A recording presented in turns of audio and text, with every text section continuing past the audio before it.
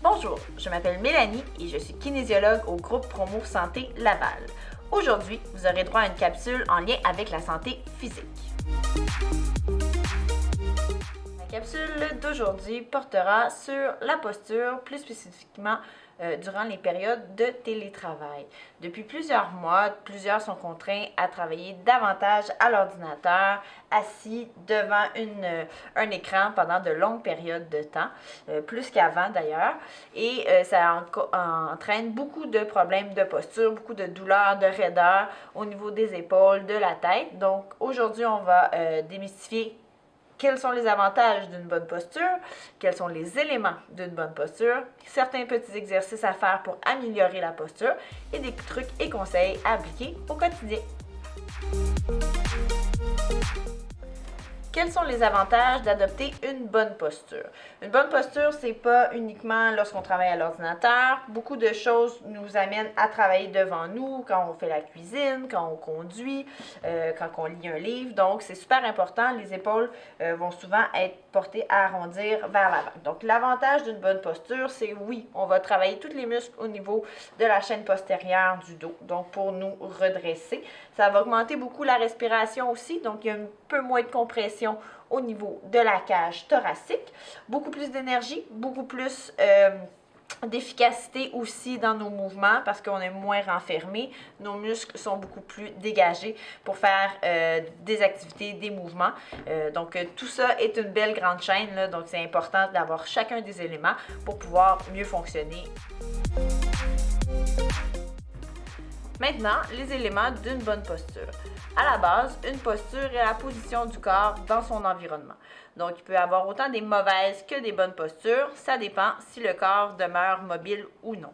Comment on sait si on adopte une mauvaise posture, principalement lors d'un travail de bureau? On va ressentir des douleurs au niveau de la tête, du cou, des épaules, tout au niveau du tronc également. Qu'est-ce qui caractérise une mauvaise posture en télétravail?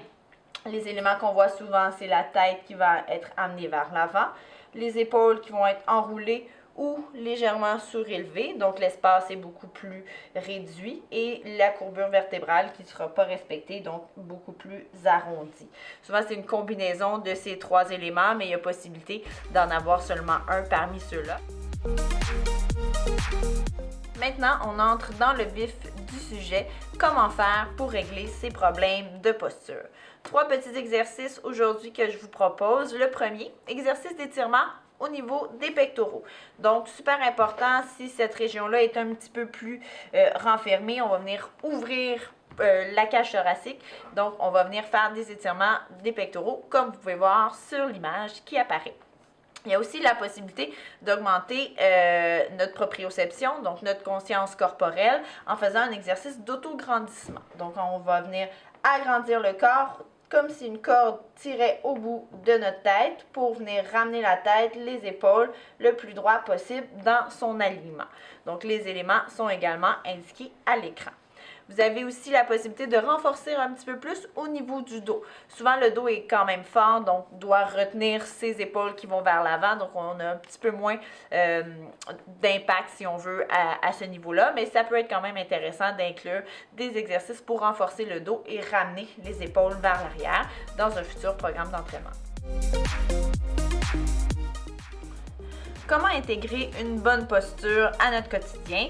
C'est souvent ça qui est un petit peu plus complexe. Ce que je mentionnais au tout début de la capsule, il y a beaucoup d'activités qu'on fait dans la vie quotidienne qui nous amènent les mains vers l'avant, donc un petit peu plus vers l'arrondissement des épaules. Comment on peut faire pour intégrer justement ces petits éléments-là, que ce soit au niveau de la cuisine, donc essayer d'avoir un poste de travail qui est beaucoup plus près de nous, donc éviter de travailler à bout de bras. Même principe aussi, certains postes de travail en usine ou peu importe, en manufacture, sont un petit peu moins adaptés, donc essayer de ramener un petit peu plus près de nous.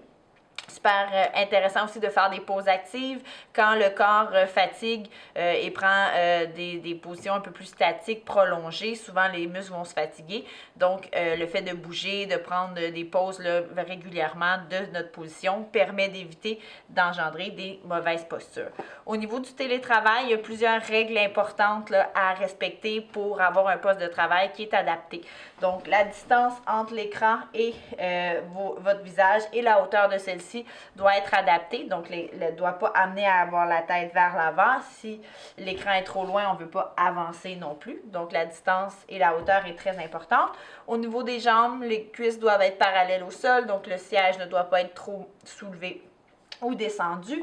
On veut avoir un bon appui aussi au niveau des pieds, au niveau des avant-bras, au niveau des bras, et on veut le plus possible avoir une position le plus droit possible. Donc on ne veut pas avoir là toujours l'impression d'être vers l'avant quand on travaille. On va venir avoir un bon support également au niveau du bas du dos. Donc il y a certains éléments qui sont importants à prendre en considération.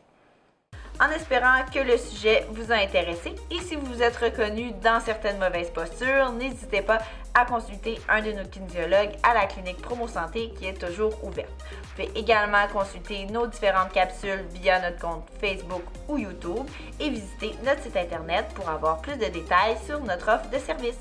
Bonne journée!